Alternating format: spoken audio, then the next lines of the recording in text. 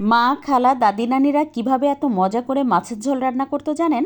অত শত মশলা না দিয়ে শুধুমাত্র এই স্পেশাল মশলাটা দিয়ে রান্না করার কারণে মাছের স্বাদ হতো অসম্ভব মজার।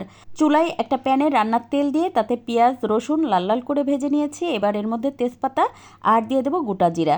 এটা ভালোভাবে মুচমুচা করে ভেজে নিয়ে শিলপাটার উপরে ঠান্ডা হতে দেব। এখন ওই একই প্যানে দিয়ে দেবো রান্নার তেল, সাথে পেঁয়াজ কুচি দিয়ে দেবো, আরও দিয়ে দেবো আদা রসুন বাটা। তারপরে দিয়ে দেবো আলু আর শিম, বেশ ভালোভাবে কষিয়ে নেব। এবার দিয়ে দেবো স্বাদমতো লবণ, হলুদ গুঁড়া, শুকনো মরিচের গুঁড়া। আরও 2-3 মিনিট কষিয়ে নিয়েছি। এখন এর মধ্যে সামান্য একটু পানি দিয়ে আরও 3-4 মিনিট বেশ ভালোভাবে কষিয়ে নেব। তো ঢাকনা দিয়ে ঢেকে একটু কষিয়ে নিয়েছি।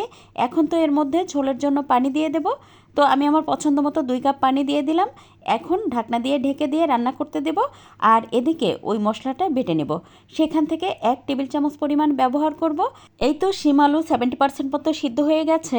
এখন আগে থেকে ভেজে রাখা কাতলা মাছ দিয়ে দেবো, সাথে একটা টমেটো কেটে তার সাথে দিয়ে দেবো কয়েকটা কাঁচামরিচ কেটে।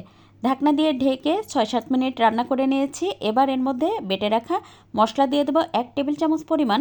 তারপর ঢাকনা দিয়ে ঢেকে আরও 3-4 মিনিট রান্না করে নিয়ে নামিয়ে নেব পছন্দ মতো ঝোল রেখে।